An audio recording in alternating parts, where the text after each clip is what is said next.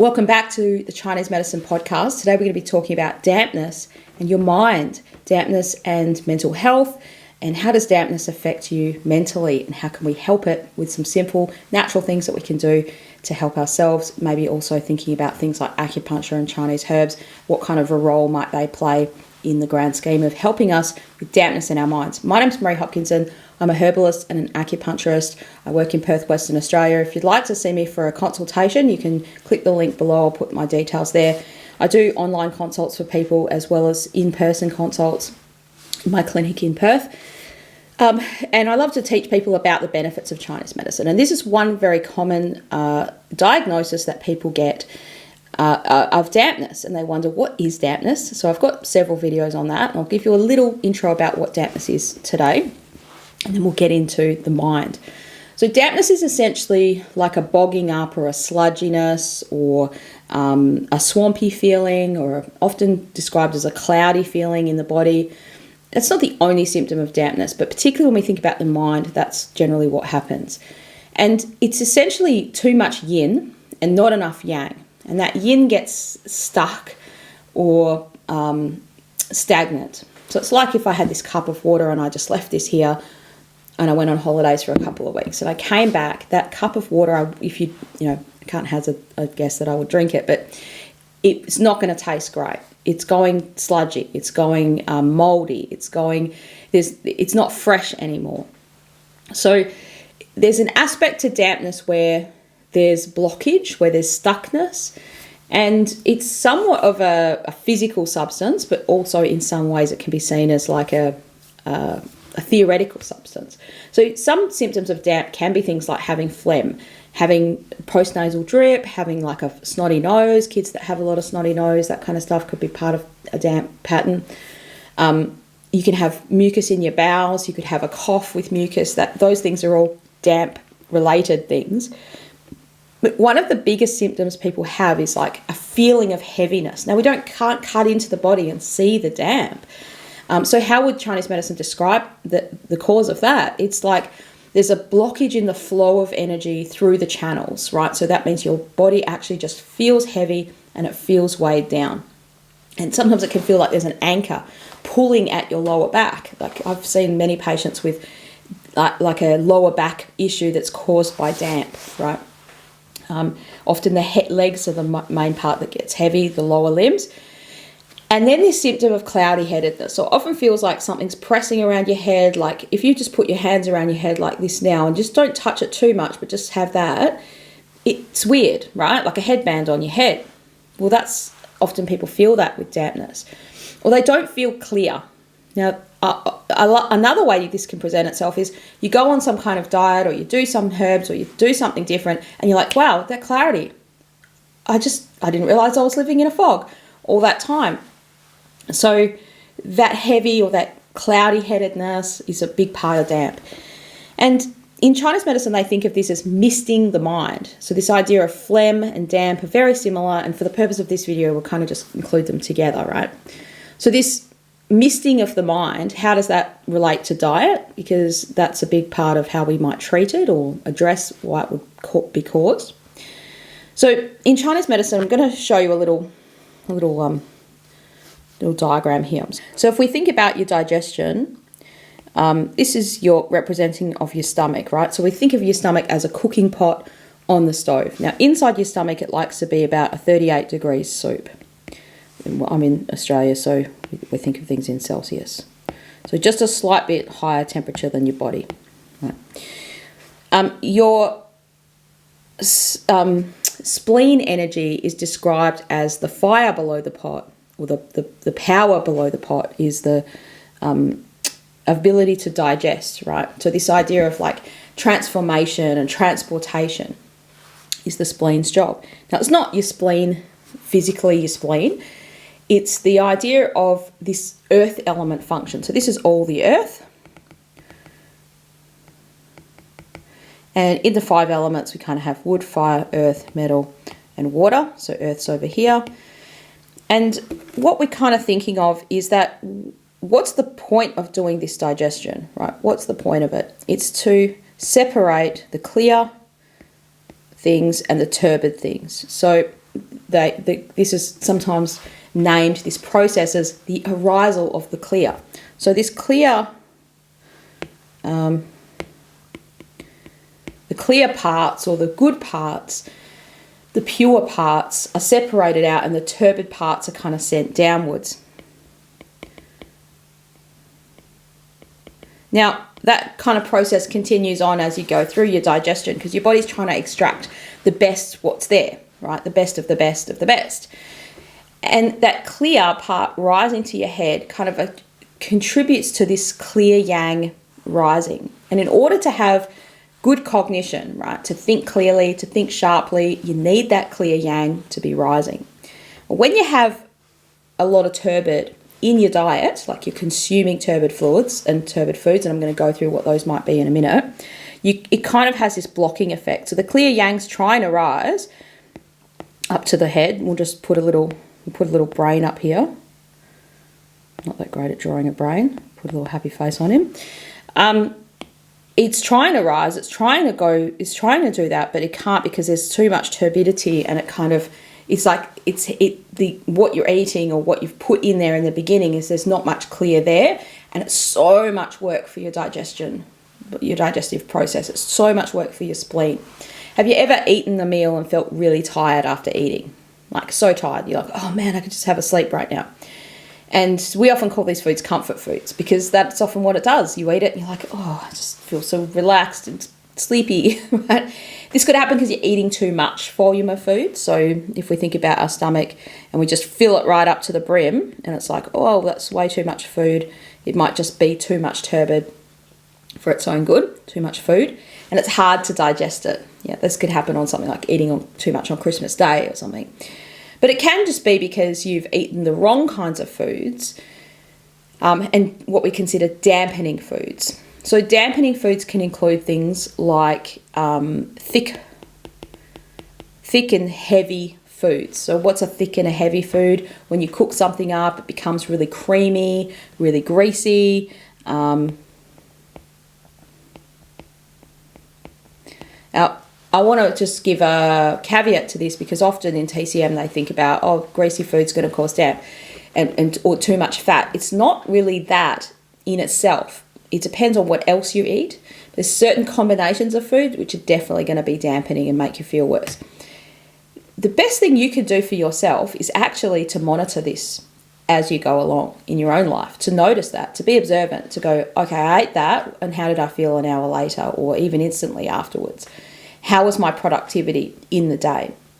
So definitely thick and creamy kind of greasy foods will do this. One of the things I want to sort of think about in this is sugar, carbs, and the combination of these things together is generally the worst for dampness. So you could kind of think about this on a scale, right? So carbohydrates don't always, but can often contribute to damp. So the more dampening and the least dampening. Right, so the most dampening of the carbohydrates would be you've got sugar and refined carbs. Right, so things like bread, flour-based things, right? They're pretty dampening. Sugar is pretty dampening by itself, right? Now this is just something I've made up. This isn't from a textbook. This is just me thinking about this. You know, so if you're a practitioner and you're like, oh, where'd you get this information, Marie? Well, I think about things. I infer things from my thoughts. So sugar definitely is one of the most dampening things. But if you combine sugar with carbs, it's worse.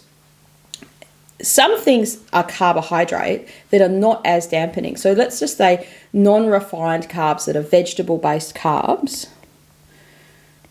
We're just going to put non-refined. They can still be dampening, but they're less dampening. Many people are trying this diet, the carnivore diet at the moment, and I've been trying it myself. And this is why I've been thinking about this a little bit myself from this perspective. And you could do this also thinking about it from a keto diet perspective. So in a keto diet, you're really reducing the carbohydrates right down. Like you're having some a little bit, but you really, really, really minimal. And depending on how strictly you follow the keto diet. And one of the most common things people experience with the keto diet is a better clarity of thought. Unfortunately, carbs taste delicious. They're really yummy, right? Things like pasta, like that would be here somewhere, because it's refined things. Now, if you add things like pasta and then you add creamy sauces to it, that's going to be even more dampening. So that's kind of how I think about it. A lot of people ask me on this channel questions like, can I have pasta? Can I have almond milk? Can I have this? Can I have that? And it's often not like even that one food that's going to cause the problem. It depends on what else you're eating, really in the whole context. So if you're on a keto diet and you have some almond milk or you have even some cow's milk, you might not even find that that's a problem for you. But if you have a lot of carbs all the time, like you're having pasta every day or rice every day or things like that, and you also have a lot of sugar in your diet, then you're probably going to find that you've just got a general residual amount of dampness there. And you're just making your body work harder. And so that clear yang can't rise and you've got that foggy or that clouded headedness. So one of the ways to test this would just be stop having those foods, even though it might be really, really hard, and to then see, does my foggy headedness go away? How's my mental clarity? What's happening? What's happened here? So, because I'm focusing on mental in this video, like your thinking and your thoughts and your ability to think clearly, we'll talk about how that relates to your spleen energy in a minute. So, I like if you wanted to have some carbs, you could have things like the veggies or the non-refined kind of carbs. So I would put things like rice right here. So it's still dampening, but it's not processed. Like rice flour is going to be different to rice in itself. Like the more processed things are, the more dampening it's going to have an effect on the more kind of a dampening effect it'll have on your body. I've mentioned this in other videos. The more levels of processing something has, the more dampening it's going to be. So it's not particularly just fat that causes dampness. I don't think it's fat, because if you are on a keto diet or a carnivore diet, you have a high amount of fat without carbohydrates. And generally people find that their mental clarity is much better, and other symptoms of dampness would go away. So their bowels would be more formed, more towards the side of constipation, which is definitely a symptom away from dampness rather than towards dampness. So you kind of want to be an observer of your own body. And before you try any weird diet or change things, up in your diet, check with your doctor first and, do all that proper due diligence. I'm not here to be your individual practitioner. Please don't use YouTube as a replacement for medicine. But I just want to use this as an opportunity to explain how we think about things so that then you can make a better informed choice about the kind of medicine you want to have. I would always encourage people to go and see their own practitioner and be under the care of a practitioner rather than try to do everything yourself. It can be quite overwhelming. But this is something you can kind of take control of. Think about, okay, I ate this meal, how did I feel? I ate that meal, how did I feel? It kind of rhymes, right? So these are things you would think about that can kind of make you feel more foggy-headed, more cloudy-headed. And if we go back to this little diagram here, you kind of think the more of those types of carbs and things like that are in the diet, so I'm going to represent them, by these chunks of things here, it makes it heavier and harder and more difficult for that clear yang to kind of rise because you're putting that stuff in there. So these are things like processed things where there's lots of flavors, sugar, salt, and things that make things moreish, right? And especially like trans fats and stuff like that can definitely make a big difference in dampness. So to kind of reduce the effect of dampness on our mind, the first thing you want to think about is, what am I eating? If you have something like anxiety or stress, often you turn to, not you, but people do turn to these kinds of foods to relieve those symptoms. So I understand that. Like you might be like, oh man, man just stressed me out, or that woman just stressed me out. Where's my bag of lollies? Or where's my pasta or something? That might be part of your life and part of how you manage things. People even manage pain by eating certain foods, right? Because sugar can relieve pain for some people. Like it's just can be like a comfort thing, and then they feel sort of good from it, and then it kind of has that wearing off effect. So often this is hard. If your diet is full of this kind of food, it might be hard to do, to go onto a ketosis type of a diet. But that's what I would suggest you do. And then you could introduce the food slowly back into your diet once you've been on the keto diet for about a week or so. You could do, a meat-based diet, which is very easy, where you just, a carnivore diet is super easy because you don't have to really think about what you're going to do. You're just cooking up meat and eating the meat. So as long as you're not a vegetarian, the carnivore diet's really easy. And a lot of people don't do that for a long period of time. They might do it for a while and then use it as a way to then go back and check different foods and see how they feel. And that's certainly what's happened to me. I've been doing that diet for about 4 months or so now. And it's been really interesting to know, like when it was Easter, I went and had tons of, other foods, Easter eggs, people were giving out cakes and family functions and things like that. Then it was my birthday straight after that. And, obviously you're going to have chips, and I had a burger and things like that. Even now saying the word burger, I feel like, yeah, I could eat a burger. But if you don't have that food for a while, you don't really crave it. After a while, you don't crave it because it's just not in your mind. It's not been in your system, and there's something about it that means you're not craving it as much, right? Once you've had it, then you're like, oh yeah, I could have that again. So I'm not trying to say that this is an easy thing. It's not easy.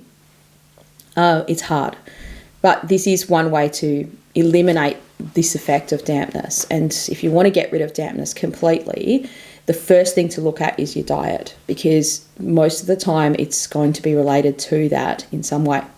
Now, aside from what we've just talked about with those foods, the second type of food that's a big perpetrator of dampness is raw and cold food. So how does that affect us? Let's go back to this little diagram here, and we'll just kind of clear out this stomach here now. And so how does raw and cold food kind of affect this digestive process? So there's an idea of everything you put into your stomach has to be digested with the energy from the spleen, right? So in TCM they call it the spleen chi. We could even call it the yang of the spleen, right? So the function of the spleen, the function of the earth. So it's taking up energy. Raw food has to be warmed in the pot. So it's this idea of like cooked food's kind of partially digested a little bit. It doesn't take up as much energy. So what happens is if you put a lot of raw, you have a big giant raw smoothie or something like that, your body has to heat up more, so it's expending more energy to be able to digest that food. Now, if you've got a really strong, robust digestive system, you're very young, or that's just how you are, constitutionally, some people can handle it and they're fine. Some people have a raw smoothie or raw food and they get cramps, like abdominal cramps, like, oh man, I feel, or they're running to the toilet, like they've got the runs now. On some diets, they recommend they sort of promote that as good. Oh, your body's detoxing. Oh, that's good. Like, you're purging things out of you. Fruits and like certain vegetables, have that effect. And that can be healthy, but when you're making a smoothie or a juice out of something, you might actually be able to physically consume a lot more than what you naturally would consume. So you might just be consuming too much volume of a food that's got a kind of a purgative effect or a cold effect on you. So definitely raw and cold, right? And if it's both raw and cold, raw or cold, or raw and cold is even worse than just one or the other. So what are some things that are raw, like often juices or just raw foods in general? So can you have any raw foods? Yeah, you can have some raw foods, but you shouldn't have a whole meal of raw, and you shouldn't have any raw in winter. Right, so that's the season where you try to have no raw at all. Summer, you could have some juices and some lighter foods. That's usually no problem for the most of the people. If your practitioner's already advised you in a certain way, follow their advice, because you might have the more deficient you are, the less you can kind of tolerate the raw. Cold foods are things like straight out of the fridge, straight out of Compton, the fridge. Right, so it's really cold. Yep, just in your mouth cold. So cold water, cold drinks, icy things, ice drinks, and ice cream. Some foods have a natural cold nature, like most leafy green vegetables are a naturally cooler and cold nature. Cucumbers, cooling or cold. Kale and things like that are generally cooling or cold, especially foods that are bitter can often have a cooling or cold. Not always, but it's a common association, because that bitter purges you, right? And so that can kind of have a cooling, bitter purging effect on your bowels. So you want to sort of avoid that stuff. If you have damp, you want to stick to more warm, cooked and moist. So your stomach likes warm, cooked and moist. It doesn't like cold, dry and raw. We've kind of established that from other videos that I've done, but like if you're not sure about that one, go back to a video I did called Why Eat Mostly Cooked Foods. And I explained this. I'm using this exact same example with the stomach as the cooking pot on the stove as the example. So you can notice this for yourself. When you're eating warm, cooked and moist foods, you can ask yourself, do I feel better? Do I feel less cloudy? Do I feel less tired? Less bloated? Is there an effect on my bowels? That would be the last one. So if you've had chronic loose bowels, like as in you've had loose bowels for a long period of time, I wouldn't expect them to change straight away. You might need herbs or other, maybe moxibustion from a practitioner or other warming things to kind of come in and help restore the balance in that way from a practitioner. You might not be able to just do it with foods. But if you've got less diarrhea or less urgency to go, like the colder your body is down there, the more it can't hold on to the bowels and they just kind of come out. They're just loosely coming out, less formed, that kind of stuff. So the better formed the bowels are, that's good.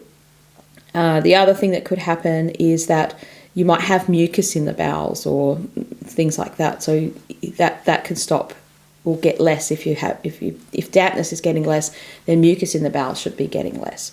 So that's kind of how we would think about things from a Chinese medicine perspective, to think about how does damp affect my mind, my clarity of thinking, how can I have better quality of thinking. Some of the foods you can include, just in general, to kind of help with reducing damp are ginger.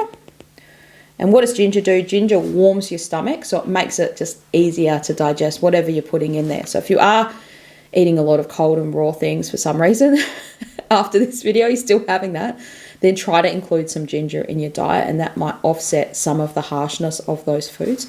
So fresh ginger, you can just buy it from the your supermarket usually, and just need sort of 3 or 4 slices. You can do ginger tea.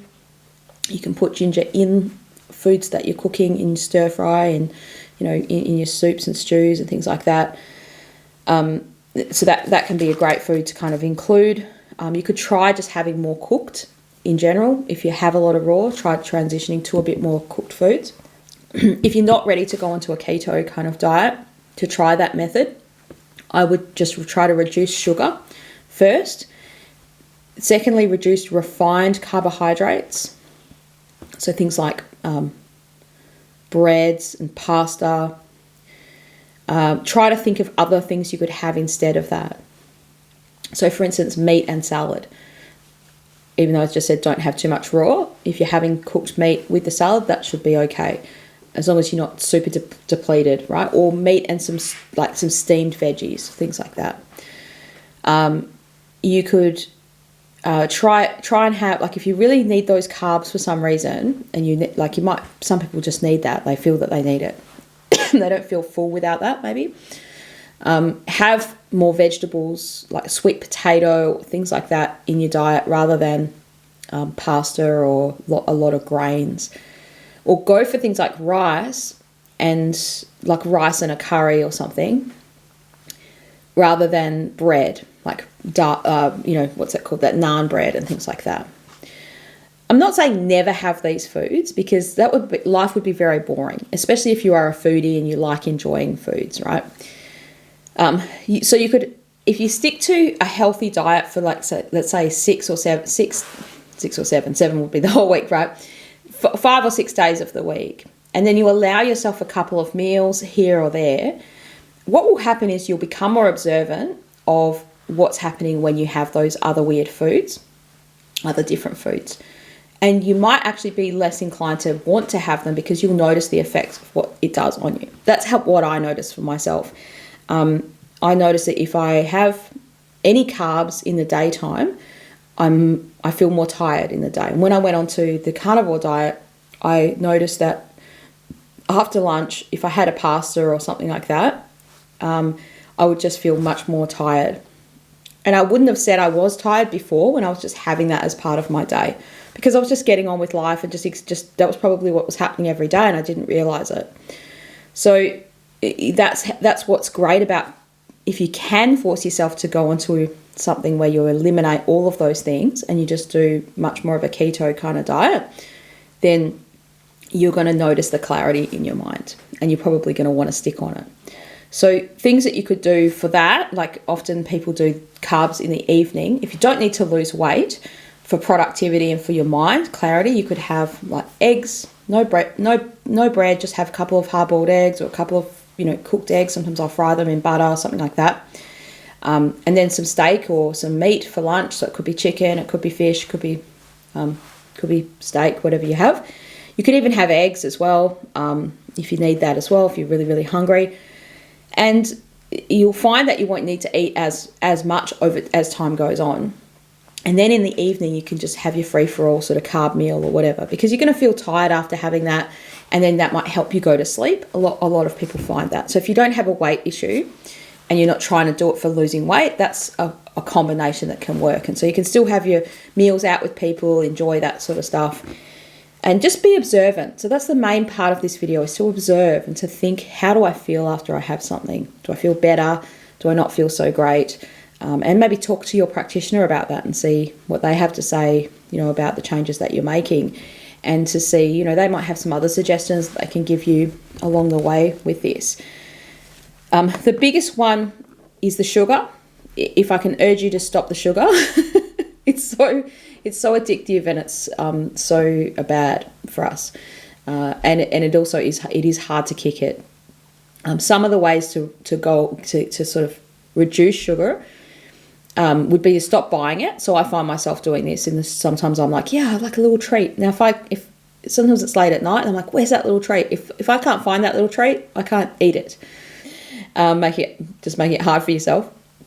But also to maybe do some swaps with things. So having super dark chocolate, there's really hardly any sugar in that, or it's a very low amount. If you're used to having a few squares of chocolate at night, or maybe even a whole block of chocolate at night, going on to dark chocolate, a little bit of that might be a good swap. Or having things that are like, almond flour based cookies that you make, or something like that with, I would really avoid sugar replacements like stevia or these kinds of artificial sugar splendor kind of replacements, because they can be toxic in themselves. Like you're introducing artificial things. But things like, you could transition away from the sugar, the refined sugar, with things like maple syrup or honey, and try that way. Now, that's much more of a paleo kind of diet. And I would say that a paleo diet, as long as you don't have too much sugar in the paleo diet, fits very well with a damp reducing diet. Now, a more extreme version of a paleo diet would be the carnivore diet, or like a paleo diet that focuses on ketosis. The problem with recommending a diet like the paleo diet, people can take it to an extreme, and it could be dampening if you had a lot of almond flour all the time, and you were eating a lot of honey and cake, little cakes that you've made out of that stuff too, right? So use your common sense.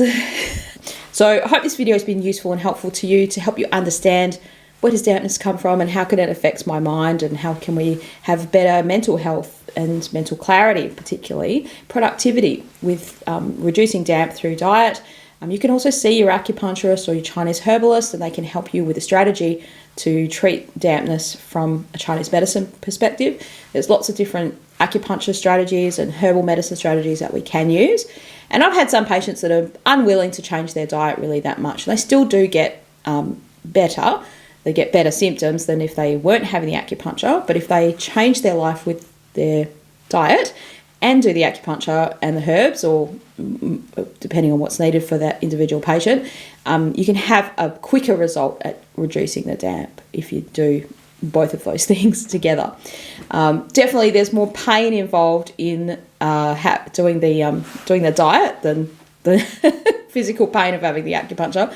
But yeah, I understand that it's hard work. I understand that it's, you have to commit to it and do it yourself. And I hope this video has been useful and helpful to you. And if it has, leave a comment below. I'd love to hear from you. Make sure you subscribe to the channel if you haven't subscribed before. And you can check out the link below if you're interested in booking a consult with me, or you're interested in signing up for one of my courses. I do have some diet-based courses that I run for people interested in learning even more than what we talk about on the channel. Thanks.